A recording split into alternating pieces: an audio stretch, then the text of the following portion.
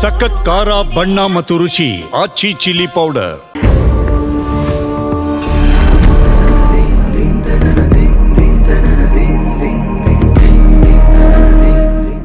ನಮಸ್ಕಾರ. ಅಖಂಡ ಜ್ಯೋತಿಷ್ಯ ವಿಶೇಷ ಕಾರ್ಯಕ್ರಮಕ್ಕೆ ಸ್ವಾಗತ. ನಾನು ಸಿಂಚನಾ. ಇವತ್ತು ನಾವು ಸಂಧಿ ಶಾಂತಿ ಅಂದರೆ ಏನು, ಯಾವ ಸಂಧಿಗಳಿವೆ, ಜೊತೆಗೆ ಯಾವ ಸಂಧಿ ಇದ್ದಾಗ ಏನು ಸಮಸ್ಯೆ ಆಗುತ್ತೆ, ಈ ಬಗ್ಗೆ ಇವತ್ತು ತಿಳ್ಕೊಳ್ಳೋಣ. ಈ ಕುರಿತು ತಿಳಿಸಿಕೊಡಲು ನಮ್ಮೊಂದಿಗಿದ್ದಾರೆ ವಿದ್ವಾನ್ ಶ್ರೀ ಶ್ರೀನಿಧಿ ಹೊಳ್ಳ ಗುರೂಜಿಯವರು. ಶ್ರೀಯುತರು ಪ್ರಖ್ಯಾತ ಜ್ಯೋತಿಷಿಗಳು ಹಾಗೂ ಮಾಂತ್ರಿಕರು. ಬನ್ನಿ ಗುರುಗಳನ್ನ ಕಾರ್ಯಕ್ರಮಕ್ಕೆ ಸ್ವಾಗತಿಸೋಣ. ನಮಸ್ಕಾರ ಗುರೂಜಿ, ಕಾರ್ಯಕ್ರಮಕ್ಕೆ ಸ್ವಾಗತ. ನಮಸ್ತೆ ಗುರೂಜಿ, ಮೊದಲಿಗೆ ಈ ಸಂಧಿ ಶಾಂತಿ ಅಂದರೆ ಏನು ಅಂತ. ಸಂಧಿ ಶಾಂತಿ ಅನ್ನುವಂಥ ವಿಚಾರಗಳನ್ನು ನಾವು ತಿಳಿದುಕೊಳ್ಳಬೇಕು ಅಂತಾದರೆ ಮೊದಲು ಅದರ ಅರ್ಥವನ್ನು ನಾವು ಅರ್ಥಕೊಳ್ಳಬೇಕು. ಅದೇ ರೀತಿಯಾಗಿ ಈ ಸಂಧಿ ಶಾಂತಿ ಅಂತ ಹೇಳಿದರೆ ಒಂದು ಗ್ರಹಗಳು ಅವರ ಆಳ್ವಿಕೆಯನ್ನು ಅಥವಾ ಅವರ ಸಮಯವನ್ನು ಮುಗಿಸಿ ಪುನಃ ಮುಂದಿನ ಯಾವ ಗ್ರಹ ಅನ್ನುವಂಥದ್ದು ಆಳ್ವಿಕೆ ಅನ್ನುವಂಥದ್ದು ಶುರು ಮಾಡ್ತದೆಯೋ ಅದನ್ನು ಸಂಧಿ ಅಂತೇಳಿ ಹೇಳ್ತಾರೆ. ಹಾಗಾದರೆ ಎಲ್ಲ ಗ್ರಹಗಳ ಬದಲಾವಣೆ ಸಂದರ್ಭದಲ್ಲೂ ಸಂಧಿ ಉಂಟಾಗ್ತದೆಯೋ? ಇಲ್ಲ, ಅದು ಯಾವ ಸಂದರ್ಭದಲ್ಲೂ ಸಂಧಿ ಉಂಟಾಗೋದಿಲ್ಲ. ಯಾವ್ಯಾವ ಗ್ರಹಗಳ ನಿರ್ಗಮನದ ಕಾಲ ಹಾಗೆ ಇನ್ನೊಂದು ಗ್ರಹಗಳ ಆಗಮನದ ಕಾಲ ಅನ್ನುವಂಥದ್ದೇನುಂಟು ಅದನ್ನು ನಾವು ಸಂಧಿ ಅಂತೇಳಿ ಹೇಳ್ತೇವೆ.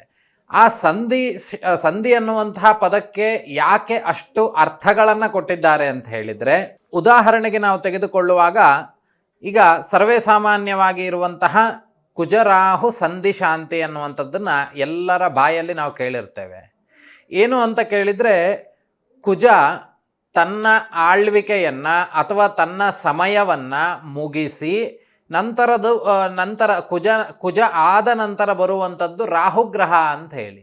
ಆ ರಾಹುಗ್ರಹದ ಆಳ್ವಿಕೆಯನ್ನು ಶುರು ಮಾಡುವಂಥ ಮಧ್ಯಭಾಗದಲ್ಲಿ ಏನಿರ್ತದೆ, ಈ ಕುಜನಿಗೂ ರಾಹುವಿಗೂ ಆಗೋದಿಲ್ಲ ಅಂತ ಹೇಳಿದರೆ ಪರಸ್ಪರವಾಗಿರ್ತಕ್ಕಂಥ ವೈರಿಗಳು, ಬದ್ಧ ವೈರಿಗಳು. ಈಗ ಸಾಮಾನ್ಯರಾಗಿರ್ತಕ್ಕಂತಹ ಮನುಷ್ಯರು ಬದ್ಧ ವೈರಿಗಳಾದಂಥವರು ಎದುರು ಭಾಗದಲ್ಲಿ ಎದುರುಗೊಳ್ತಾರೆ ಅಂತಾದಾಗ ಏನಾಗ್ತದೆ, ಅವರಲ್ಲಿ ವೈಮನಸ್ಯಗಳಾಗ್ತದೆ, ಅಥವಾ ಅವರು ಹೊಡೆದಾಡುವಂಥದ್ದಾಗಬಹುದು, ಅಥವಾ ನಿಂದನೆ ಮಾಡಿ ಮಾತಾಡುವಂಥದ್ದಾಗಿರಬಹುದು, ಅಥವಾ ಏನಾದರೂ ಒಂದು ಅವರಿಂದ ಇವರಿಂದ ಅವರಿಗೆ ಸಮಸ್ಯೆ ಆಗುವಂಥದ್ದು ಸಹಜವಾಗಿರ್ತಕ್ಕಂಥ ಸ್ಥಿತಿ. ಯಾಕಾಗಿ ಅಂತ ಕೇಳಿದರೆ ಅವರಲ್ಲಿರುವಂಥ ವೈರತ್ವಗಳು ಈ ರೀತಿ ಸಮಸ್ಯೆಯನ್ನು ಮಾಡ್ತದೆ ಅನ್ನುವಂಥ ವಿಷಯಗಳು. ಅದೇ ರೀತಿಯಾಗಿ ಈ ಕುಜ ರಾಹು ಸಂಧಿ ಅನ್ನುವಂಥದ್ದು ಏನಾಗ್ತದೆ ಅಂತ ಕೇಳಿದರೆ, ಕುಜ ಕಲಹ ಅಂತ ಹೇಳಿದರೆ ಕುಜನಾದವನು ಕುಜರಾಹು ಸಂಧಿ ಶಾಂತಿಯ ಕಾಲದಲ್ಲಿ, ಕುಜ ನಿರ್ಗಮನದ ಕಾಲದಲ್ಲಿ ಅತಿಯಾಗಿರ್ತಕ್ಕಂತಹ ಜಗಳಗಳಾಗುವಂಥದ್ದು, ಕಲಹಗಳಾಗುವಂಥದ್ದು, ಅಥವಾ ಕಲಹದಿಂದ ಅದು ವಿಪರೀತಕ್ಕೆ ಹೋಗಿ ಬಾಯಿ ಮಾತಾಡೋದಕ್ಕಿಂತ ಹೆಚ್ಚಾಗಿ ಕೈ ಮಾತಾಡುವಂಥದ್ದಾಗಬಹುದು, ಅಥವಾ ಹೋಗುವಂಥ ಕ್ಷೇತ್ರಗಳಲ್ಲಿ ಅಪಘಾತಗಳಾಗುವಂಥದ್ದಾಗಿರಬಹುದು. ಏನೇನಾಗ್ತದೆ ಅನ್ನುವಂಥದ್ದು ಮುಂದೆ ನೋಡುವ.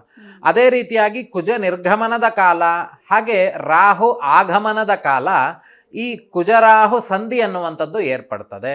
ಅದೇ ರೀತಿಯಾಗಿ ರಾಹು ಬೃಹಸ್ಪತಿ ಸಂಧಿ ಅನ್ನುವಂಥದ್ದೊಂದುಂಟು. ಅದೇನು ಅಂತ ಕೇಳಿದರೆ, ರಾಹುವಿನ ಚಲನೆ ಅನ್ನುವಂಥದ್ದು ಅವನ ಏನು ಒಂದು ವೃತ್ತವನ್ನು ಪರಿಭ್ರತ ಮಾಡುವಂಥದ್ದು ಇರ್ತದೆ, ಒಂದು ರಾಶಿಚಕ್ರವನ್ನು ಬಚಕ್ರವನ್ನು ಧಾರಣೆ ಮಾಡುವಂಥ ಸಂದರ್ಭದಲ್ಲಿ ಅದಾದ ನಂತರದಲ್ಲಿ ಬರುವಂಥದ್ದು ಯಾವುದು? ಗುರುಗ್ರಹ. ಗುರುವಿಗೆ ಇನ್ನೊಂದು ಹೆಸರು ಬೃಹಸ್ಪತಿ ಅಂತ ಹೇಳಿ. ಬೃಹಸ್ಪತಿ ವಿಷಯಂ ಇಲ್ಲ ಅಂತೇಳಿ ಅಂತ ಹೇಳಿದರೆ ಬೃಹಸ್ಪತಿಗೆ ತಿಳಿದಲೇ ಇರುವಂಥ ವಿಷಯವೇ ಇಲ್ಲವಂತೆ. ಅಂತಹ ಗ್ರಹನಿಗೂ ಒಬ್ಬ ಶತ್ರು ಇದ್ದಾನೆ. ಯಾರದು? ರಾಹುವೇ ಗುರುವಿಗೆ ಶತ್ರು ಅಂತೆ. ರಾಹುಗ್ರಹನೇ ಬೃಹಸ್ಪತಿ ಗ್ರಹಕ್ಕೆ ಶತ್ರು.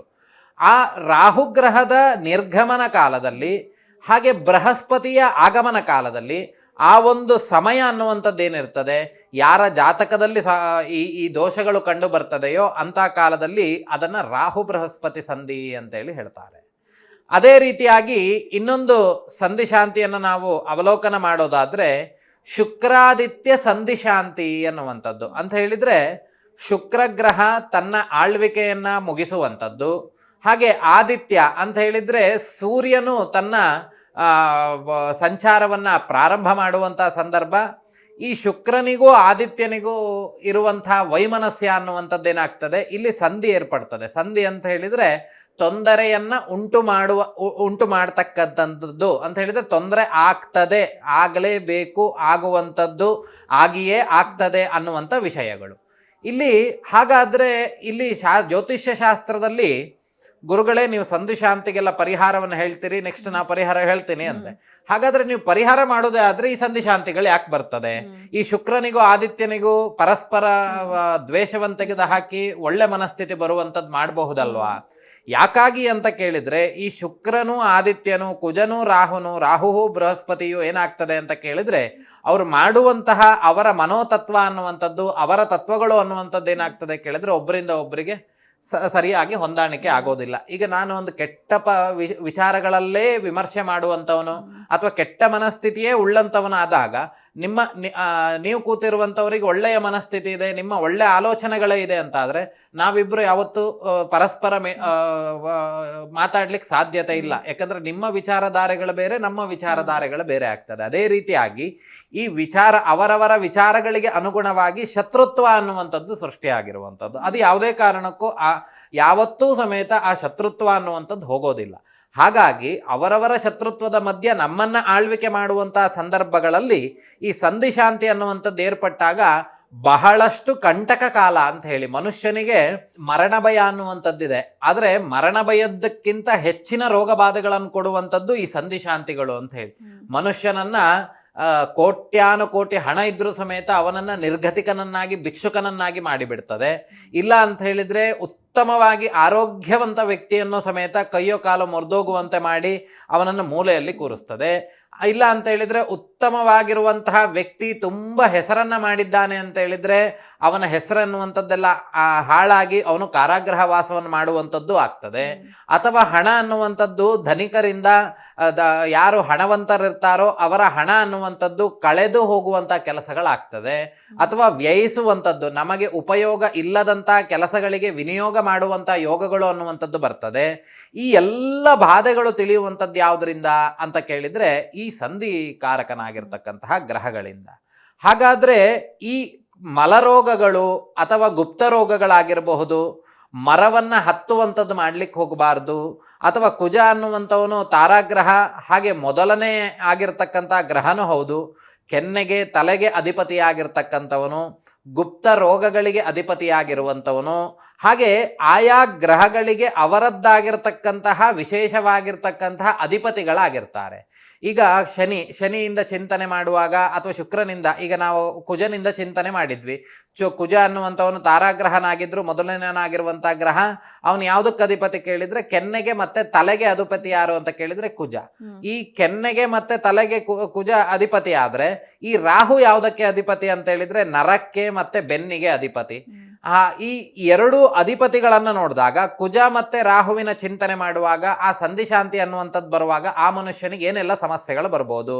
ಬೆನ್ನಿಗೆ ಸಂಬಂಧಿತವಾಗಿರ್ತಕ್ಕಂಥ ಸಮಸ್ಯೆಗಳು, ಅಥವಾ ತಲೆಗೆ ಸಂಬಂಧಿತವಾಗಿರ್ತಕ್ಕಂಥ ಸಮಸ್ಯೆಗಳು, ಕೆನ್ನೆಗೆ ಸಂಬಂಧಿತವಾಗಿರ್ತಕ್ಕಂಥ ಸಮಸ್ಯೆಗಳು, ಇವೆಲ್ಲವನ್ನ ಅವನ ಆ ಒಂದು ಸಂಧಿ ಕಾಲದಲ್ಲಿ ಅವನ ಆ ಸಮಸ್ಯೆಗಳನ್ನು ಎದುರಿಸಬೇಕಾಗಿರ್ತಕ್ಕಂಥ ಸಂದರ್ಭಗಳು ಅನ್ನುವಂಥದ್ದು ಬರ್ತದೆ. ಅದೇ ರೀತಿಯಾಗಿ ಈ ಕುಜರಾಹು ಸಂಧಿಶಾಂತಿಯನ್ನು ಅಥವಾ ರಾಹು ಬೃಹಸ್ಪತಿ ಸಂಧಿಶಾಂತಿಯನ್ನು ಅಥವಾ ಈ ಶುಕ್ರಾದಿತ್ಯ ಸಂಧಿಶಾಂತಿಯನ್ನು ಹೇಗೆ ಮಾಡಿಕೊಳ್ಬೇಕು ಅನ್ನುವಂಥ ವಿಚಾರಗಳು ಬಹಳಷ್ಟಿದ್ದಾವೆ.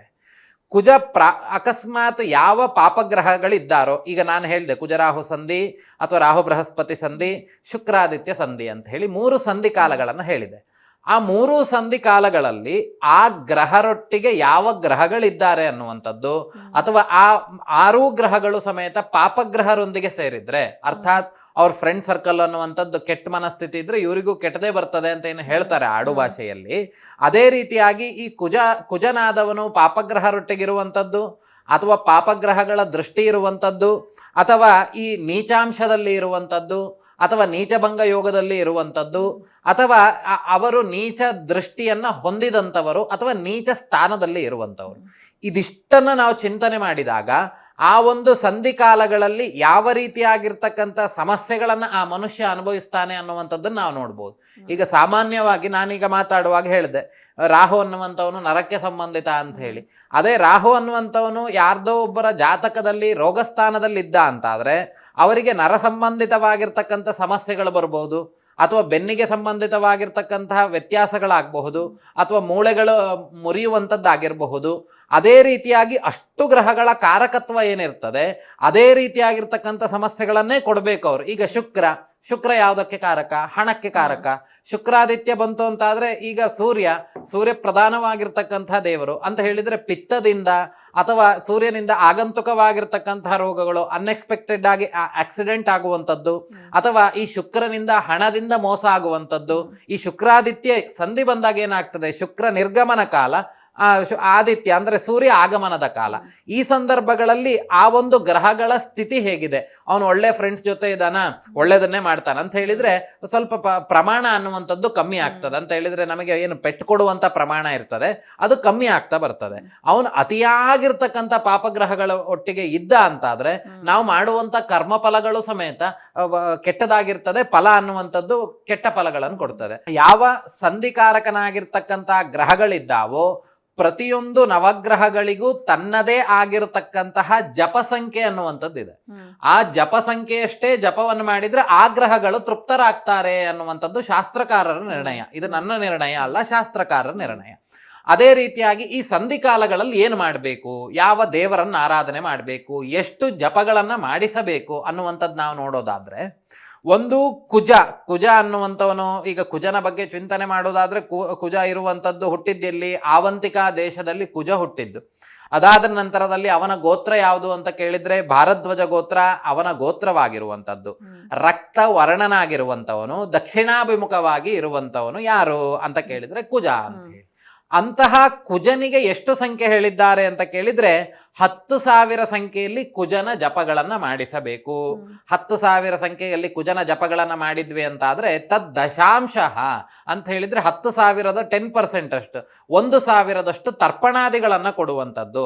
1,000ದ ತದ್ ದಶಾಂಶ 10% ಅಷ್ಟು ತೆಗೆದು ಮತ್ತೆ ಹವನಂ ಕುರ್ಯಾತ್ ಅಂತ ಹೇಳಿದ್ರೆ ಹವನವನ್ನ ಮಾಡ್ಬೇಕಂತೆ. ಯಾವ ಮಂತ್ರದಿಂದ ಜಪವನ್ನ ಮಾಡಿಸಿರ್ತೇವೆ ಅದೇ ಮಂತ್ರದಿಂದ ತರ್ಪಣಾದಿಗಳು, ಅದೇ ಮಂತ್ರದಿಂದ ಈ ಹವನಾದಿಗಳನ್ನು ಮಾಡಿದಾಗ ಎಷ್ಟಾಗ್ತದೆ? ಮತ್ತೆ ಅದರ 10%, 10% ಅಷ್ಟು ತಗೊಂಡಾಗ 10 ಅನ್ನುವಂಥದ್ದು ಉಳಿತದೆ. 10ರಲ್ಲಿ ಏನು ಮಾಡಬೇಕು ಅಂತ ಕೇಳಿದ್ರೆ ನವಗ್ರಹ ಧಾನ್ಯಗಳನ್ನ ನಾವು ದಾನ ಮಾಡಬೇಕು. ಮತ್ತೆ ಅದಾದ ನಂತರದಲ್ಲಿ ದೋರಗ್ರಂಥಿಗಳು ಅಥವಾ ಈ ಗ್ರಂಥಿ ಪೂಜೆ ಅಂತ ಮಾಡ್ತಾರೆ. ಅರ್ಥಾತ್ ಈಗ ಸೂರ್ಯನ ದೋಷಗಳು ಹೋಗಬೇಕು ಅಂತ ಆದ್ರೆ ಗೋಧೂಮವನ್ನ ತೆಗೆದುಕೊಳ್ಳಬೇಕು. ಗೋಧೂಮ ಅಂತ ಹೇಳಿದ್ರೆ ಈ ಗೋಧಿಯನ್ನ ಗೋಧೂಮ ಅಂತ ಹೇಳ್ತಾರೆ. ಸೂರ್ಯಂ ರಕ್ತವರ್ಣಂ ರಕ್ತಮಾಲ್ಯಾಂಬರಧರಂ ಅಂತ ಹೇಳಿದ್ರೆ ರಕ್ತವರ್ಣದಾಗಿರ್ತಕ್ಕಂತಹ ಸೂರ್ಯ ಆ ರಕ್ತವರ್ಣದ ಬಟ್ಟೆಯಲ್ಲಿ ಈ ಗೋಧಿಯನ್ನ ಕಟ್ಟಿ ಅದನ್ನ ಇಟ್ಟುಕೊಂಡು ಈ ಜಪಹೋಮಾದಿಗಳಾದ ನಂತರದಲ್ಲಿ ಇದನ್ನ ದಾನದ ರೂಪದಲ್ಲಿ ಕೊಡಬೇಕು. ಆಗ ಏನಾಯ್ತು? ಶುಕ್ರಗ್ರಹ ಅನ್ನುವಂಥದ್ದು ಯಾವ ಗ್ರಹ ನಿರ್ಗಮನ ಆಗ್ತಿರ್ತದೆ ಅದಕ್ಕೆ ಸಲ್ಲಬೇಕಾಗಿರ್ತಕ್ಕಂಥ ಪೂಜಾದಿಗಳಾಯ್ತು. ಇನ್ನು ಆಗಮನದ ಕಾಲ, ಈಗ ಕುಜ ನಿರ್ಗಮನ ಕಾಲ, ಬೃಹಸ್ಪತಿ ಆಗಮನ ಕಾಲ ಆಯ್ತು ಅಂತ ಇಟ್ಕೊಳ್ಳುವ. ಅದೇ ರೀತಿಯಾಗಿ ಕುಜನಿಗೆ ಹೇಳಿರುವಂಥದ್ದು 10,000 ಸಂಖ್ಯೆಯಲ್ಲಿ ಜಪಾದಿಗಳನ್ನ, ಗುರುವಿಗೆ ಹೇಳಿರುವಂಥದ್ದು 19,000 ಮೂಲಮಂತ್ರ ಜಪವನ್ನ, ಶುಕ್ರನಿಗೆ ಹೇಳಿರುವಂಥದ್ದು 16,000 ಮಂತ್ರಗಳನ್ನ, 16,000 ಬಾರಿ ಈ ಶುಕ್ರನ ಜಪಗಳನ್ನ ಮಾಡುವಂಥದ್ದು. ಹಾಗೆ ರಾಹುವಿಗೆ ಹೇಳಿರುವಂಥದ್ದು 18,000 ಜಪಗಳನ್ನ, ಅದೇ ರೀತಿಯಾಗಿ ರವಿಗೆ ಹೇಳಿರುವಂಥದ್ದು 7,000 ಜಪಗಳನ್ನ. ಈ ಒಂದೇ ಜಪ ಮಾಡಿದ್ರೆ ಸಾಕೋ? ಅದು ಸಾಧ್ಯತೆ ಇಲ್ಲ. ಇವರಿಗೂ ಸಮೇತ ಅಧಿದೇವತೆ ಪ್ರತ್ಯಧಿದೇವತೆ ಅನ್ನುವಂಥದ್ದು ಇರ್ತದೆ. ಈಗ ನಾನು ಶನೇಶ್ವರನ ವಿಚಾರಗಳನ್ನು ಮಾತಾಡುವಾಗ ಹೇಳಿದೆ, ಅಧಿದೇವತೆ ಬ್ರಹ್ಮ ಮತ್ತೆ ಬ್ರಹ್ಮನು ಮತ್ತೆ ಯಮನು ಇವರಿಗೆ ಅಧಿದೇವತೆ ಪ್ರತ್ಯಧಿದೇವತೆ ಅಂತ ಹೇಳಿದ್ದೆ.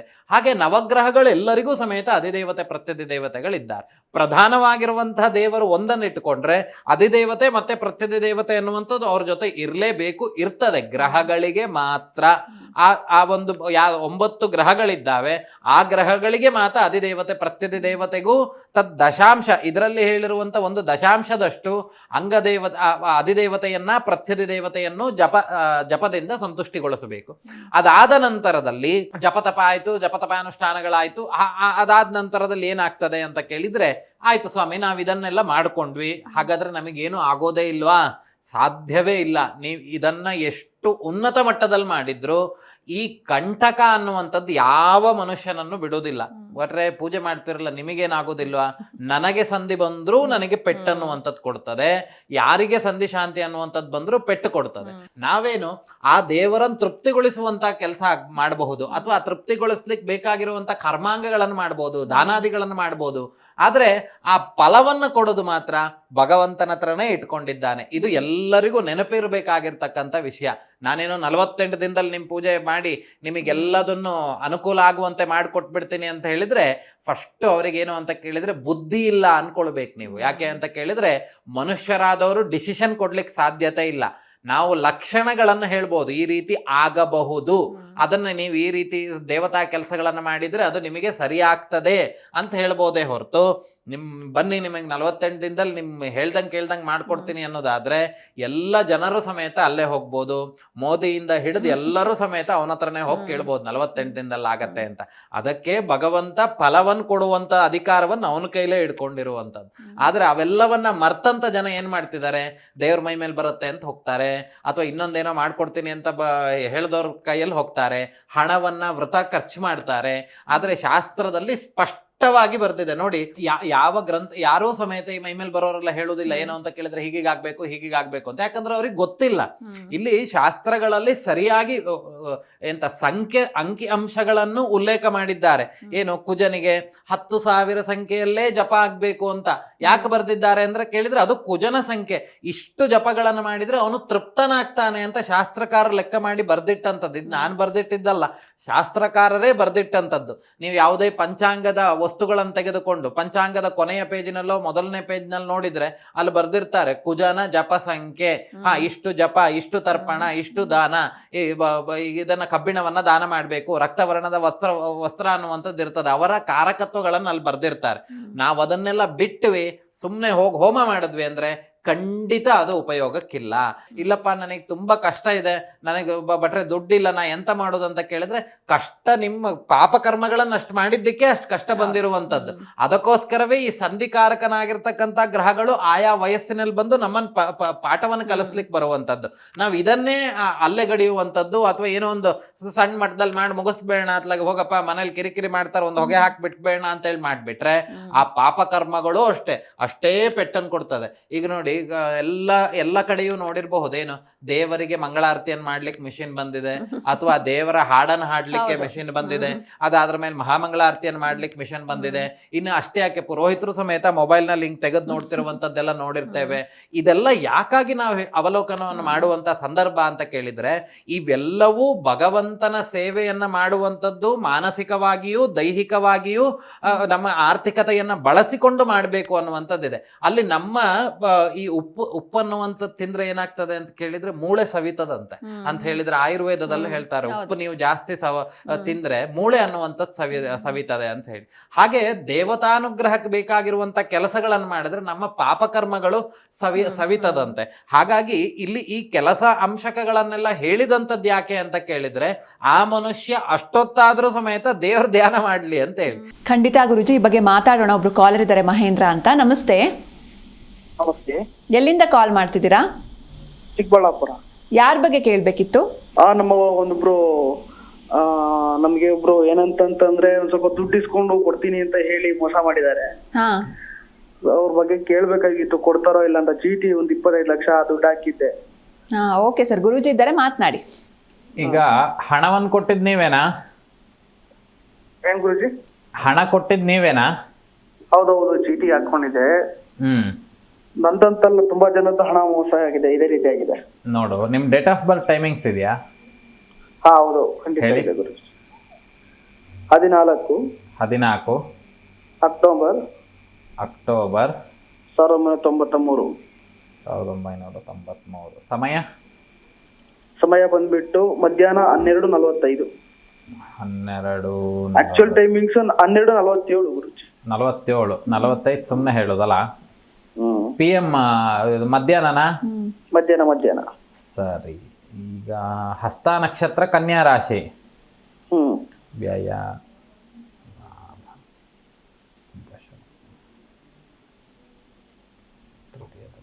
ಇದು ಅಂದಾಜೀಗ ಕೊಟ್ಟಂಥದ್ದು ಯಾವಾಗ 2013 ಈ ಕಾಲದಲ್ಲಿ ಏನಾರು ಕೊಟ್ಟಿದ್ದ? ಅವಾಗಿಂದನೂ ಚೀಟಿ ಮಾಡ್ಕೊಂಡ್ ಬರ್ತಾ ಇದ್ವಿ. ಕರೆಕ್ಟ್. ಈಗ ನೋಡಿ, ಇದು ಸ್ವಲ್ಪ ಕಂಟಕಗಳಿರುವಂಥ ಸಂದರ್ಭದಲ್ಲಿಯೇ ಈ ಹಣವನ್ನು ನಿಮ್ಮಿಂದ ಹೊರಗಡೆ ಹೋಗಿರುವಂಥದ್ದಾಗಲಿ ಅಥವಾ ಹೆಚ್ಚು ಹಣವನ್ನು ಕೂಡಿಡಬೇಕು ಅನ್ನುವಂಥ ದೃಷ್ಟಿಯಿಂದಾಗಲಿ ನೀವು ಹಣವನ್ನು ಕೊಟ್ಟಂಥದ್ದಾಗಿದೆ. ಮತ್ತು ಇದು ಯಾವುದೂ ಸಮೇತ ನೀವು ಈ ಚೀಟಿಯಲ್ಲಿ ಹಣ ಹಾಕಬೇಕು ಅಂತನೋ ಹೂಡಿಕೆ ಉದ್ದೇಶದಿಂದನೋ ಅಥವಾ ಬಂಡವಾಳದ ಉದ್ದೇಶದಿಂದ ಯಾವುದೋ ಒಂದು ಹಾಕಿರ್ಬೋದು. ಆದರೆ ನಿಮಗೆ ಇದ್ರ ಬಗ್ಗೆ ಮನಸ್ಥಿತಿ ಇರಲಿಲ್ಲ, ಇದು ಬೇಡ, ಇವ್ರ ಹತ್ರ ಹಾಕೋದು ಬೇಡ ಅನ್ನುವಂಥದ್ದು ನಿಮಗೆ ವಿಚಾರಗಳು ಬಂದಿದ್ರು ನೀವು ಹಾಕಿರುವಂಥ ಲಕ್ಷಣಗಳಿದೆ. ಹೌದಾ? ಹೌದು ಗುರುಜಿ. ಯಾಕೆ ಅಂತ ಕೇಳಿದರೆ ನೋಡಿ, ಆಗಿನಿಗೆ ಈಗ ನಾನು 2013 ಅಂತ ಹೇಳಿದ್ನಲ್ಲ, ಆ ಸಂದರ್ಭದಿಂದಲೂ ಇದು ಹೊಡೆದಿರುವಂಥದ್ದು ಸಮಸ್ಯೆಗಳು. ಹಣ ಅನ್ನುವಂಥದ್ದು ಬರುವಂಥದ್ದು ಒಂದು 60 ಭಾಗದಷ್ಟು ಡೌಟ್ ಉಂಟು. ಅರ್ಥ ಆಯ್ತಾ? ಈಗ ಸದ್ಯಕ್ಕೆ ಬಂತು ಅಂತಾದರೆ ನೀವು ಏನಾದರೂ ಕಂಪ್ಲೇಂಟ್ ಏನಾದ್ರು ಕೊಟ್ಟಿದ್ರಾ? ಕಂಪ್ಲೇಂಟ್ ಏನು ಕೊಟ್ಟಿಲ್ಲ ಗುರುಜಿ. ಕೊಡ್ಬೇಕಲ್ಲ. ಈಗ ನಾನು ನಿಮ್ಮ ಹತ್ರ ಒಂದ್ಸಲ ಕೇಳಿ ಏನ್ ಹೇಳಿದ್ದೆ ಅಂತ, ಒಂದ್ ಒಳ್ಳೇದಾಗುವಂತದ್ದು ಏನಾದ್ರು ಪೂಜೆ ಗೀಜೆ ಮಾಡ್ಕೊಡ್ತಾ ಹೇಗೆ ಅಂತ. ಅದೆಲ್ಲ ನಿಮ್ಮ ಒಂದು ಕೆಲಸ ಮುಂಚೆ ಆಗಿದೆ ಗುರುಜಿ ನನಗೆ. ಅಲ್ಲ, ಈಗ ನೋಡಿ, ಆಗುವಂಥದ್ದಿದ್ರೆ ಖಂಡಿತ ಅದಕ್ಕೇನಾದ್ರೂ ಪರಿಹಾರಗಳನ್ನು ಹೇಳ್ತೀವಿ, ಇಲ್ಲಾಂದ್ರೆ ನೇರವಾಗಿ ಬಂದು ಭೇಟಿ ಮಾಡಿ ಅಂತ ಹೇಳಿರ್ತೀವಿ. ಈಗ ನೀವು ಕೇಳ್ತಿರೋದು ಹೇಗಾಯ್ತಂದ್ರೆ, ಸ್ವಾಮಿ ನಿದ್ದೆ ಮಾತ್ರ ತೊಗೊಂಡ್ಬಿಟ್ಟಿದ್ದೀನಿ, ನಿದ್ದೆ ಬರಬಾರ್ದು ಅಂತ ಹೇಳಿದ್ರೆ ಆಗತ್ತಾ? ಈಗ ಅದಕ್ಕೆ ಪರಿಹಾರ ಇದೆ, ಇಲ್ಲ ಅಂತಿಲ್ಲ. ನೀವು ಮೊದಲು ಅವ್ರ ಮೇಲೆ ಕಂಪ್ಲೇಂಟ್ ಕೊಡುವಂಥದ್ದು ಮಾಡಿ. ಯಾಕೆ ಅಂತ ಕೇಳಿದರೆ, ಇಲ್ಲಿ ಮೊದಲು ನ್ಯಾಯಾಂಗ ವ್ಯವಸ್ಥೆ ಏನು ಗೋಚರದಲ್ಲಿ ಬರುವಂಥದ್ದು ಯಾವುದಿದೆ ಅದಕ್ಕೆ ವಿಷಯ ಮುಟ್ಟಿಸಬೇಕು ಅಂತ. ಶನೈಶ್ಚರ ಅನ್ನುವಂಥವನು ಧರ್ಮಗ್ರಹ, ಮೊದಲು ನಿಮ್ಮ ಕಡೆಯಿಂದ ಧರ್ಮ ಅನ್ನುವಂಥದ್ದು ಇರಬೇಕು. ಅದಾದ ನಂತರದಲ್ಲಿ ರಾಹು ದಶೆ ಕಳಿಬೇಕು. ಆದರೆ 2027 ಸ್ವಲ್ಪ ದೂರ ಇದೆ ಕಾಲ. 2025 ಈ 12 ಡಿಸೆಂಬರ್ 12ನೇ ಈ ಡಿಸೆಂಬರ್ ಕಳಿಬೇಕು. 27ನೇ ತಾರೀಕು ಕಳೆದ್ರೆ ಅದಾದ ನಂತರದಲ್ಲಿ 27ರ ಒಳಭಾಗದಲ್ಲಿ ಕೊಟ್ಟರೆ ಕೊಟ್ಟಾಗ ಅವನು ಅದಕ್ಕೆ ಸಂಬಂಧಿತವಾಗಿರ್ತಕ್ಕಂಥ ಕೆಲಸಗಳನ್ನು ಮಾಡ್ಕೊಳ್ಳಿ. ಈಗ ಡಿಸೆಂಬರ್ 27 ಮುಗಿಯೋ ತನಕ ಏನೋ ಅವನ ಹತ್ರ ಮಾತಾಡ್ಲಿಕ್ಕೆ ಹೋಗಬೇಡಿ. ಡಿಸೆಂಬರ್ 27ರ ನಂತರ ಅವನ ಹತ್ರ ಮಾತಾಡ್ಲಿಕ್ಕೆ ಹೋಗಿ. ಆವಾಗ ಅವನ ಮನಸ್ಥಿತಿಗಳು ಅನ್ನುವಂಥದ್ದು ಬದಲಾವಣೆ ಆಗ್ತಾ ಹೋಗುತ್ತೆ. ಅರ್ಥ ಆಯ್ತಾ? ಅದಾದ್ರ ಮೇಲೆ ಅದಕ್ಕೆ ಕೆಲವೊಂದು ಅವನ ಸ್ವಲ್ಪ ದುಡ್ಡು ಕೊಡುವಂತೆ ಆಕರ್ಷಣೆ ಜಪಗಳನ್ನು ದುಡ್ಡು ಕೊಡುವಂತೆ ಆಕರ್ಷಣೆ ಜಪಗಳನ್ನು ಇತ್ಯಾದಿಗಳನ್ನು ಏನಾದರೂ ಮಾಡ್ಕೊಂಡು ಮುಂದುವರಿರಿ. ನೇರವಾಗಿ ಬಂದು ಭೇಟಿ ಮಾಡಿ ಏನು ಮಾಡ್ಬೇಕನ್ನುವಂಥ ವಿಚಾರಗಳನ್ನು ಹೇಳ್ತೇನೆ. ಶುಭವಾಗಲಿ. ನೆಟ್ವರ್ಕ್ ಸಿಗ್ತಾ ಇಲ್ಲ, ನಿಮ್ಮ ಮಾತು ಸರಿಯಾಗಿ ಕೇಳಿಸ್ತಾ ಇಲ್ಲ. ನಾ ಹೇಳಿದಂಥ ಕೆಲಸವನ್ನು ಮಾಡಲಿ, ಆದಷ್ಟು ಬೇಗ ಬರಲಿಕ್ಕೆ ಅನುಕೂಲತೆ ಇದೆ. ನೇರವಾಗಿ ಬಂದು ಭೇಟಿ ಮಾಡಿ ಏನು ಮಾಡ್ಬೇಕನ್ನುವಂಥ ವಿಚಾರಗಳನ್ನು ಹೇಳ್ತೇನೆ. ಶುಭವಾಗಿ. ಈ ಸಂಧಿ ಶಾಂತಿಯನ್ನು ಒಂದೇ ಮಾಡಿದರೆ ಸಾಲೋದಿಲ್ಲ. ನಾವು ಡಾಕ್ಟರ್ ಹತ್ರ ಹೋಗ್ತೇವೆ, ಡಾಕ್ಟರ್ ಏನು ಹೇಳ್ತಾರೆ, ಇರಲಿ ಇದು ನಿಮಗೆ ತಲೆನೋವಿಗೆ ಟ್ಯಾಬ್ಲೆಟ್ ಕೊಟ್ಟಿದ್ದೀನಿ, ಜೊತೆಗೆ ಒಂದು ಆಂಟಿಬಯೋಟಿಕ್ ಕೊಡ್ತೇನೆ ಅಂತ ಹೇಳ್ತಾರೆ. ಯಾಕಾಗಿ ಅಂತ ಕೇಳಿದ್ರೆ ಅದರ ಸಮತೋಲನ ಆಗಬೇಕನ್ನುವಂಥ ದೃಷ್ಟಿಯಿಂದ. ಇಲ್ಲೂ ಆಂಟಿಬಯೋಟಿಕ್ ಇದೆ ನಮ್ಮ ಹತ್ರ. ಏನು ಅಂತ ಕೇಳಿದ್ರೆ, ಈ ಕುಜನ ರಾಹುವಿನ ಸ್ಥಿತಿಗತಿಗಳನ್ನು ಕೆಲವೊಂದು ಕಂಟ್ರೋಲ್ ಮಾಡ್ಲಿಕ್ಕಾಗಿಯೇ ಈ ಮೃತ್ಯು ಕಂಟಕಗಳು ಬರ್ಲಿಕ್ಕಿರ್ತದಂತ ಹೇಳಿದ್ರೆ, ಕೆಲವರಿಗೆ ಅವರ ದೋಷಗಳು ಪಾಪಗ್ರಹರೊಟ್ಟಿಗೆ ಕೂಡಿತ್ತು ಅಂತ ಆದ್ರೆ ಅವರಿಗೆ ಮರಣವೂ ಸಂಭವಿಸಬಹುದಂತೆ. ಹಾಗಾಗಿ ಪ್ರತಿಯೊಂದು ಸಂಧಿ ಶಾಂತಿಯೊಟ್ಟಿಗೆ ಮೃತ ಸಂಜೀವಿನಿ ಮಂತ್ರಗಳಿಂದ ಹೋಮ, ತ್ರ್ಯಂಬಕ ಮಂತ್ರಗಳಿಂದ ಹೋಮ ಅಥವಾ ಮೃತ್ಯುಂಜಯ ಹೋಮಾದಿಗಳನ್ನು ಇದರೊಟ್ಟಿಗೆ ಮಾಡ್ತಾರೆ. ಯಾಕೆ ಅಂತ ಕೇಳಿದ್ರೆ, ಈ ಪಾಪಗ್ರಹಗಳೊಟ್ಟಿಗೆ ಕೂಡಿದ್ರೆ, ಈಗ ನಾನೊಬ್ಬ ಕೊಲೆಗಾರನೊಟ್ಟಿಗೆ ಸೇರ್ಕೊಂಡೆ ಅಂತ ಆದ್ರೆ ನೆಕ್ಸ್ಟ್ ಇನ್ನೊಂದು ವಾರದಲ್ಲಿ ನಾನು ಯಾರನ್ನ ಕೊಲೆ ಮಾಡೋದು? ಯಾಕೆ ಅಂತ ಕೇಳಿದ್ರೆ ನನ್ನ ತಲೆಯಲ್ಲಿ ಇರುವಂತದ್ದೇ ಅದು, ನನ್ನ ಸುತ್ತ ಇರುವಂತವ್ರೆ ಅದು ಅಂತಾದಾಗ ನೆಕ್ಸ್ಟ್ ನಾ ಇವರನ್ನ ಕೊಲೆ ಮಾಡುವ, ಸರಿ ಇವರನ್ನು ಕೊಲೆ ಮಾಡಿ ನಾನು ಆ ಮಟ್ಟಕ್ಕೆ ಹೋಗಿ ಕುತ್ಕೊಳ್ಳುವ ಅಂತ ನನ್ನ ಮನಸ್ಥಿತಿ ಬರ್ತದೆ. ನಾನೊಂದು ಒಳ್ಳೆಯ ಮನಸ್ಥಿತಿ ಇರುವಂತ ವ್ಯಕ್ತಿ ಜೊತೆ ನಾನಿದ್ದೆ ಅಂತ ಆದ್ರೆ ಆ ವ್ಯಕ್ತಿ ಸಾಯ್ತಾ ಇದ್ದಾನೆ, ಅವನನ್ನು ಬದುಕಿಸುವಂತ ಕೆಲಸ ಮಾಡೋಣ. ಆ ಮನಸ್ಥಿತಿ ಹೇಗೆ ಬದಲಾವಣೆ ಆಗ್ತದೆಯೋ ನಮ್ಮ ಮನಸ್ಥಿತಿ, ಹಾಗೆಯೇ ಇಲ್ಲಿ ಯಾವ ಗ್ರಹಗಳು ಯಾವ ಗ್ರಹರೊಟ್ಟಿಗೆ ಕೂಡಿರ್ತಾರೆ ಅಥವಾ ಅವ್ರಿಗೆ ಯಾರ ದೃಷ್ಟಿ ಇರ್ತದೆ ಅದರ ಭಾವಗಳು ಸಮೇತ ಈ ಕಷ್ಟವನ್ನು ಕೊಡುವಂಥ ಸಂದರ್ಭದಲ್ಲಿ ಸೇರಿಕೊಡ್ತದೆ. ಹಾಗಾಗಿ ಈ ಮನುಷ್ಯನ ಜೀವಿತಾವಧಿಯಲ್ಲಿ ಈ ಸಂಧಿ ಕಾಲಗಳು, ಕಂಟಕ ಕಾಲಗಳು ಅನ್ನುವಂಥದ್ದು ತುಂಬ ಪೆಟ್ಟನ್ನು ಕೊಡ್ತದೆ, ಅಥವಾ ಅವನಿಗೆ ಎಲ್ಲ ರೀತಿಯಾಗೂ ತೊಂದರೆ ಕೊಡ್ಬೋದು. ಯಾಕಂದ್ರೆ ಒಂದೊಂದು ಗ್ರಹಗಳ ಕಾರಕತ್ವ ಅನ್ನುವಂಥದ್ದು ಒಂದೊಂದು 2-2, 3-3 ಇದೆ. ಈಗ ಸುಮ್ಮನೆ ರಾಹುವಿನ ನೋಡಿದಾಗಲೇ ನರ ಸಂಬಂಧಿತವಾಗಿರ್ತಕ್ಕಂಥ ಸಮಸ್ಯೆಗಳು ಬಂತು ಅಂತ ಹೇಳಿದ್ರೆ, ಈಗ ನರಕ್ಕೆ ಸಂಬಂಧಿತವಾಗಿ ಯಾವ್ಯಾವ ರೋಗಗಳು ಬರ್ತದೋ ಅದೆಲ್ಲವೂ ಉಲ್ಬಣವಾಗ್ಬೋದು ಅವಾಗ, ಅಥವಾ ಅದು ಶುರು ಆಗ್ಬೋದು. ಎಷ್ಟೋ ಜನಕ್ಕೆ ಗೊತ್ತೇ ಇರಲ್ಲ, ನನಗೆ ಶುಗರ್ ಇದೆ ಅನ್ನೋದೇ ಅವ್ರಿಗೆ ಗೊತ್ತಿರೋದಿಲ್ಲ. ಈ ಸಂಧಿ ಶಾಂತಿ ಅನ್ನುವಂಥದ್ದು ಬಂದಾಗ, ಅಯ್ಯೋ ನಿಮಗೆ ಶುಗರ್ ಜಾಸ್ತಿ ಆಗಿ ಹಿಂಗಾಗಿರೋದ್ ಕಣ್ರಿ ಅಂತ ಎಷ್ಟೋ ಜನ ಹೇಳ್ತಾರೆ. ಆಗ ವೈದ್ಯರನ್ನು ಕೆಲವರು ಸಂಪರ್ಕ ಮಾಡೋ ಬೃಹಸ್ಪತಿ ಇವರೆಲ್ಲ ಇದ್ದಾರೆ ನಮ್ಮಲ್ಲಿ. ಹಾಗಿದ್ದಾಗ ಅಂತಹ ದೋಷಗಳು ಬರಬಾರ್ದು ಅನ್ನುವಂಥ ದೃಷ್ಟಿ ಇತ್ತು ಅಂತಾದ್ರೆ ಈ ಸಂಧಿ ಶಾಂತಿಗಳನ್ನ ಯಾವ್ಯಾವ ಕಾಲಕ್ಕೆ ಬೇಕೋ 6 ತಿಂಗಳು ಮುಂಚಿತವಾಗಿ ಅಂತ ಹೇಳಿದ್ರೆ, ಮುಂದಿನ ವರ್ಷ ಜನವರಿಯಿಂದ ಆ ಒಂದು ವ್ಯಕ್ತಿಗೆ ಸಂಧಿಕಾಲ ಅನ್ನುವಂಥದ್ದು ಶುರು ಆಗ್ತದೆ ಅಂತ ಆದ್ರೆ 6 ತಿಂಗಳು ಮುಂಚಿತವಾಗಿ ಈ ಕೆಲಸಗಳನ್ನು ಮಾಡ್ಕೊಳ್ಬೇಕು. ಯಾಕೆ ಅಂತ ಕೇಳಿದ್ರೆ, ಒಂದು ಗ್ರಹ ಬದಲಾವಣೆ ಆಗುವಂತ ಸಂದರ್ಭದಲ್ಲಿ 6 ತಿಂಗಳು ಮುಂಚಿತವಾಗಿ ಹೋಗೋ ಟೈಮಲ್ಲಿ ಅವನ್ನೆಲ್ಲ ಕೊಡಕ್ಕೆಲ್ಲ ರೆಡಿ ಮಾಡಿ ಇಟ್ಕೊಂಡಿರ್ತಾರಂತೆ. ಹಾಗಾಗಿ 6 ತಿಂಗಳಿಗೆ ಮುಂಚಿತವಾಗಿಯೇ ಈ ನಿರ್ಗಮನ ಆಗುವಂತ ಗ್ರಹಗಳಿಗೂ ಮತ್ತೆ ಆಗಮನ ಆಗುವಂತ ಗ್ರಹಗಳ ಜಪತಪಾದಿಗಳನ್ನ ಮಾಡುವಂಥದ್ದು, ಅನುಷ್ಠಾನಗಳನ್ನ ಮಾಡುವಂಥದ್ದು ಏನಾಗ್ತದೆ, ಆ ಸಂಧಿಕಾಲ ಬರುವಂತ ಸಂದರ್ಭಕ್ಕೆ ಇವ್ರ ರಕ್ಷಾ ಕವಚ ಅನ್ನುವಂಥದ್ದು ಇವ್ರ ಸುತ್ತ ಹೊಂದ್ಕೊಂಡ್ಬಿಟ್ಟಿರ್ತದೆ. ಆಗ ಸಮಸ್ಯೆ ಆಗುವಂಥದ್ದು ಏನಾಗ್ತದೆ, ಅತಿಯಾಗಿರ್ತಕ್ಕಂಥ ಸಮಸ್ಯೆ ಆಗಲ್ಲ. ನನ್ನ ಜಾತಕದಲ್ಲಿ ಈಗ ಒಂದು 10,000 ರೂಪಾಯಿ ದುಡ್ಡನ್ನ ನಾನು ಸಂಧಿ ಕಾಲದಲ್ಲಿ ಕಳ್ಕೊಳ್ಬೇಕು ಅಂತಿದ್ರೆ ಒಂದು 7,000 ರೂಪಾಯಿ ನನ್ನ ಹತ್ರ ಉಳಿತದೆ.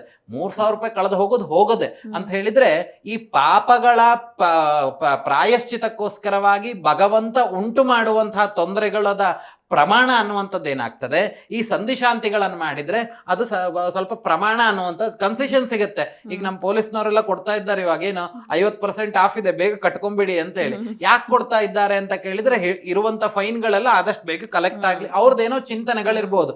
ಇಲ್ಲಿಯೂ ಅಷ್ಟೇ 6 ತಿಂಗಳು ಮುಂಚಿತವಾಗಿಯೇ ಈ ಕೆಲಸಗಳನ್ನು ಮಾಡಿದ್ರೆ ಅವ್ರು ಕೊಡುವಂತ ಫೈನ್ ಏನಾಗ್ತದೆ, ನಮ್ಮ ಜೀವಿತಾವಧಿಯಲ್ಲಿ ಸ್ವಲ್ಪ ಕಮ್ಮಿ ಆಗ್ತದೆ. ಹಾಗಾಗಿ ಈ ಸಂಧಿಕಾಲಗಳನ್ನ ಬಹಳಷ್ಟು ಜಾಗ್ರತೆಯಿಂದ ನೋಡ್ಬೇಕು. ಅದಕ್ಕಾಗಿಯೇ ಹೇಳುವಂಥದ್ದು, ವರ್ಷಕ್ಕೊಂದು ಬಾರಿ ಆದ್ರೂ ಸಮೇತ ನಮ್ಮ ಜಾತಕವನ್ನ ತೋರಿಸ್ಬೇಕಂತ. ಯುಗಾದಿ ಫಲ ಅಂತೇಳಿ ಓದ್ತಾರೆ ಅಂತ ಹೇಳಿದ್ರೆ, ಅವಾಗ ರಾಶಿ ಭವಿಷ್ಯ, ವರ್ಷಕ್ಕೊಂದೇ ರಾಶಿ ಭವಿಷ್ಯ, ದಿನ ರಾಶಿ ಭವಿಷ್ಯ ಇಲ್ಲ. ಆ ವರ್ಷಕ್ಕೊಂದು ರಾಶಿ ಭವಿಷ್ಯದಲ್ಲಿ ಎಲ್ಲವನ್ನ ಹೇಳ್ತಾರೆ. ಈ ವರ್ಷ ಹೀಗಿರ್ತದೆ, ನೀವು ಈ ವರ್ಷ ಈ ದೇವತಾರಾಧನೆಯನ್ನು ಮಾಡಬೇಕು ಅನ್ನುವಂಥದ್ದೆಲ್ಲ ಯುಗಾದಿ ಫಲಗಳಲ್ಲಿ ಬರ್ತಾ ಹೋಗ್ತದೆ. ಅದೇ ರೀತಿಯಾಗಿ ಅವತ್ತಿನ ದಿನ ನಮ್ಮ ಜಾತಕಗಳನ್ನ ಪರಿಶೀಲನೆ ಮಾಡಿಸ್ಬೇಕಂತೆ ನಮ್ಮ ಕುಲಪುರೋಹಿತರಲ್ಲಿ. ಏನು ಅಂತ ಕೇಳಿದ್ರೆ, ಈ ವರ್ಷದಿಂದ ಮುಂದಿನ ವರ್ಷದ ತನಕ ನನ್ನ ಫಲಗಳು ಹೇಗಿದೆ, ನಾನು ಯಾವೆಲ್ಲ ಶುಭ ಫಲಗಳನ್ನು ಅನುಭವಿಸ್ತೇನೆ, ಯಾವೆಲ್ಲ ಅಶುಭ ಫಲಗಳನ್ನ ಅನುಭವಿಸ್ತೇನೆ, ಅದನ್ನ ಜಾತಕ ವಿಮರ್ಶೆ ಮಾಡಿ ನಂತರದಲ್ಲಿ ಮುಂದುವರಿಬೇಕು. ನಮ್ಮವ್ರೇನಾಗಿದೆ, ಕಷ್ಟ ಬಂದಾಗ, ಆಗ್ಲೇ ಫಸ್ಟಿಗೆ ಅದಕ್ಕೆ ಹೇಳಿದ್ದೆ, ಸಂಕಟ ಬಂದಾಗ ವೆಂಕಟರಮಣ ಮಾತ್ರ ಇರೋದು ಅಂತ ಹೇಳಿದ್ರೆ, ಏನೋ ಕಷ್ಟ ಆಗ್ತಿದ್ದಾಗ ಮಾತ್ರ ಪಾಪ ಇದು ಜಾತಕನು ಪಾಪ ಎಲ್ಲೋ ಧೂಳು ಹಿಡಿದಿರ್ತವ್ರಿಗೆ, ಅದು ಗೊತ್ತಿರಲ್ಲ. ಹಾಗಾಗಿ ಅದನ್ನೆಲ್ಲ ಹಿಡ್ಕೊಂಡು ಅವಾಗ ಹೋಗ್ತಾರೆ, ಗುರುಗಳೇ ಹಿಂಗಾಗಿದೆ ಅಂತ ಹೇಳಿ. ಅದಕ್ಕೆ ವರ್ಷಕ್ಕೊಂದು ಬಾರಿ ಆದ್ರೂ ನಿಮ್ಮ ಜಾತಕಗಳನ್ನು ತೋರಿಸ್ಲೇಬೇಕು. ಏನು ಅಂತ ಕೇಳಿದ್ರೆ, ಈಗ 50% ಆಫರ್ ಇರುವಾಗ ನೀವು ಪೊಲೀಸಿಂದೆಲ್ಲ ಕಟ್ಕೊಂಡ್ಬಿಟ್ರಿ, ಅಕಸ್ಮಾತ್ ಕಟ್ಲಿಲ್ಲ ಅಂತ ಹೇಳಿದ್ರೆ ನೆಕ್ಸ್ಟ್ ಟೈಮ್ ಹಿಡಿದಾಗ ಆ 100% ಅವ್ರು ಕಲೆಕ್ಟ್ ಮಾಡ್ಲೇಬೇಕು. ಯಾಕಂದ್ರೆ ಆಫರ್ ಅನ್ನುವಂಥದ್ದು ಮುಗ್ದೋಗಿರ್ತದೆ. ಹಾಗೆಯೇ ಇಲ್ಲಿಯೂ ಸಮೇತ ಏನಾಗ್ತದೆ ಅಂತ ಕೇಳಿದ್ರೆ, ರಾಹು ಬೃಹಸ್ಪತಿ ಸಂಧಿಕಾಲಗಳಲ್ಲಿ ನಾವು ಮಾಡಿದಂತಹ ದೇವತಾನುಗ್ರಹಕ್ಕೆ ಬೇಕಾಗಿರುವಂತಹ ಕೆಲಸಗಳು ಅನ್ನುವಂಥದ್ದು ನಮಗೆ ಕೊಡುವಂತಹ ಕಷ್ಟ ಕಾರ್ಪಣ್ಯಗಳ ಪ್ರಮಾಣವನ್ನ ಅದು ಕಮ್ಮಿ ಮಾಡ್ತಾ ಬರ್ತದೆ. ಅದಕ್ಕಾಗಿ ಕಂಟಕಪ್ರಾಯವಾಗಿರುವಂತಹ ಈ ಸಂಧಿಶಾಂತಿಗಳನ್ನ ಬಹಳ ಜಾಗೃತೆಯಿಂದ ನಾವು ನೋಡಿಕೊಂಡು ಅದನ್ನ ಪರಿಹಾರ ಮಾಡ್ಕೊಳ್ಬೇಕು. ಖಂಡಿತ ಗುರುಜಿ, ಇನ್ನು ಇಷ್ಟು ಹೊತ್ತು ಸಾಕಷ್ಟು ವಿಷಯಗಳನ್ನ ತಿಳಿಸ್ಕೊಟ್ರಿ, ಧನ್ಯವಾದಗಳು. ನೋಡಿದ್ರಲ್ವಾ ವೀಕ್ಷಕರೇ, ಇವತ್ತಿನ ಸಂಚಿಕೆಯಲ್ಲಿ ಬಹಳಷ್ಟು ಮಾಹಿತಿಯನ್ನ ತಿಳ್ಕೊಂಡ್ವಿ. ಮತ್ತೆ ಮುಂದಿನ ಸಂಚಿಕೆಯಲ್ಲಿ ಭೇಟಿಯಾಗೋಣ. ನೋಡ್ತಾ ಇರಿ ಜೀ ಕನ್ನಡ ನ್ಯೂಸ್, ಸತ್ಯವೇ ಸುದ್ದಿಯ ಜೀವಾಳ.